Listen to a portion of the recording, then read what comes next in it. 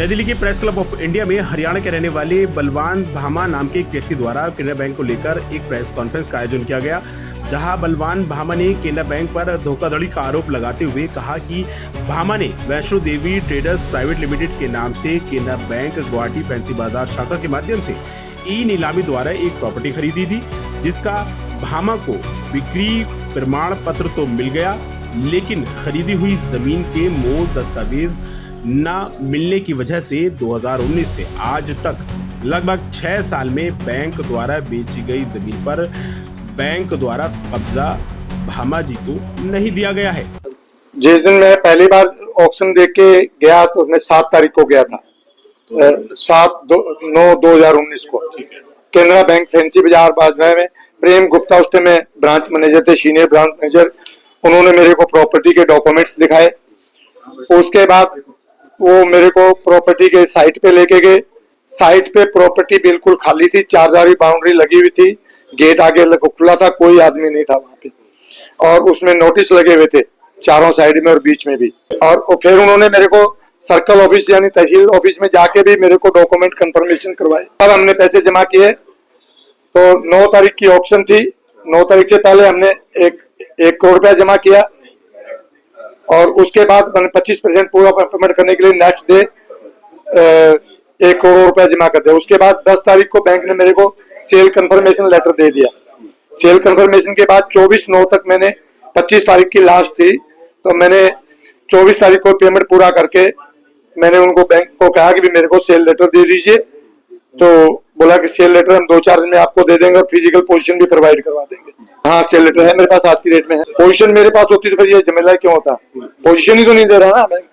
Position उसकी फिडुशियरी duty है bank की कि वो बाउंड है मेरे को देने के लिए, लेकिन ये आंख मिचोनी का जो खेल खेल रहा है बैंक, उसमें जो ओटीएस करते हैं इसमें करोड़ों रुपए का घोटाला होता है। इसमें अंदर से टेबल ज्यादा चलते हैं पैसे, तो बैंक के कर्मचारियों को वो पैसा मिल जाता है अंडर दी टेबल, और बैंक को पैसा कैसे लॉस कवर हो जाता है कि डूबा हुआ पैसा आ गया, उसका बैड अकाउंट का पैसा आकर रिकवर हो गया। मैंने प्रॉपर्टी ली थी, पहले तो मैंने प्रॉपर्टी ये सोच के लिया था कि मेरे किसी आदमी से मैंने प्रॉपर्टी खरीदने के बाद, खरीदने से पहले मैंने सोचा था मेरे बेटे को मैं स्टैंड कर दूंगा, यहाँ होटल करवा दूंगा, क्योंकि एयरपोर्ट के ऊपर प्रॉपर्टी है। ये एयरपोर्ट से लगभग 500 मीटर की दूरी पे है, प्राइम लोकेशन पे है। इसकी जो स्टार्टिंग की बोली थी वो तो मतलब बैंक ने रखी थी 2 करोड़ 70 लाख रखी थी, लेकिन ब्रोवर ने खुद अपनी दूसरी कंपनी के नाम से इसमें ऑक्शन में पार्टिसिपेट किया था, डिफाल्टर ब्रोवर ने, और ये 6 करोड़ 11 लाख रुपए में मैंने परचेज हाईएस्ट लगा के अमाउंट मैंने पेमेंट। हम तो ये चाहते हैं कि हमें हमारी जमीन दिलाई जाए, और हमारा जो 6 साल से जो बैंक और ब्रोवर डबल बेनिफिट उठा रहे हैं, बैंक को पैसा मिल गया ब्याज का, उसका ब्रोवर को बेनिफिट हो रहा है, और मेरी प्रॉपर्टी यूज वो कर रहे हैं, तो मुझे तो कंपनसेशन भी चाहिए और जमीन भी चाहिए। टॉर्चर में इतना हूँ कि पिछले 6 साल में कम से कम 500 बार मैं वहां का जो सर्कल ऑफिस है उसमें जा चुका हूँ। बैंक हमें कुत्ते की तरह दूध काटता है। ये मामला चल रहा है 2019 से, जब मैंने ये प्रॉपर्टी बैंक के ई ऑक्शन जो इश्तेहार निकाला था न्यूज़पेपर में, उसको देख के जब मैंने इनको पैसे भरे 6 करोड़ 11 लाख रुपए, तो 2019 से 2025 तकरीबन 6 साल से मैं पीड़ित हूँ।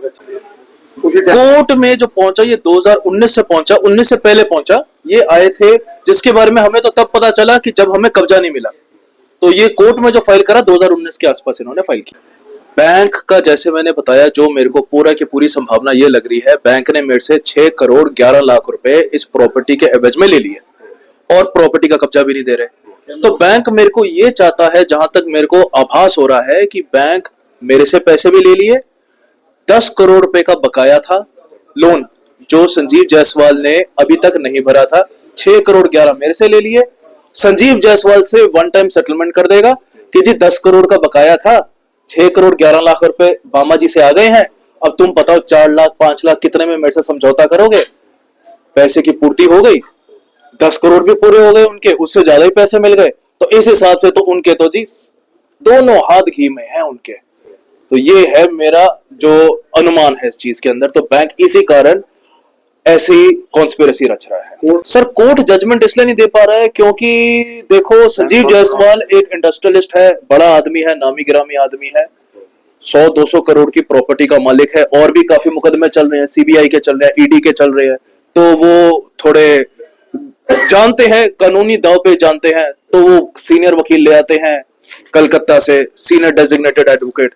तो आपको पता है कानून के हाथ लंबे होते हैं पर आंख में पर्दा होता है, तो कुछ ना कुछ दाव पेच निकलता है, टेक्निकलिटी निकलती है, तो तारीख लग जाती है, जिसके कारण जी हमें न्याय नहीं मिल रहा, सिर्फ तारीख ही मिल रही है। सर कंक्लूजन में हम ट्राई करते हैं, पर क्या है, कानून की, हिंदुस्तानी कानून की प्रतिक्रिया से आप लोग भी भली भांति वाकिफ है। कहते हैं justice delayed is justice denied, तो जस्टिस डिले ही हो रहा है।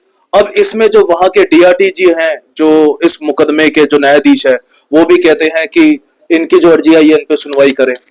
क्या है, देखिए नए फैक्ट्स क्या आए हैं, नए तथ्य क्या आए हैं, तो हर चीज में एक लकूना ढूंढ के इसके अंदर हमें तारीख मिल रही है। बैंक उसके बाद में अपना मौन धारण करके बैठा हुआ है जी, बैंक उसके बारे में कुछ नहीं चाहता। बस एक फैक्ट आपको और बताना चाहता हूं, क्योंकि मैंने बैंक को लोन लेने के लिए भी कहा था कि जी मेरे को लोन की किसी रिक्वायरमेंट है, मेरे को कुछ एक पर्सनल यूज के लिए कुछ आप मेरे को पैसे मुहैया करा दीजिए, फैक्ट्री लगवानी है, अपने बच्चे को स्टेबल करना है, और मेरे 6 करोड़ 11 लाख रुपए तो ऑलरेडी आपके पास पड़े हैं।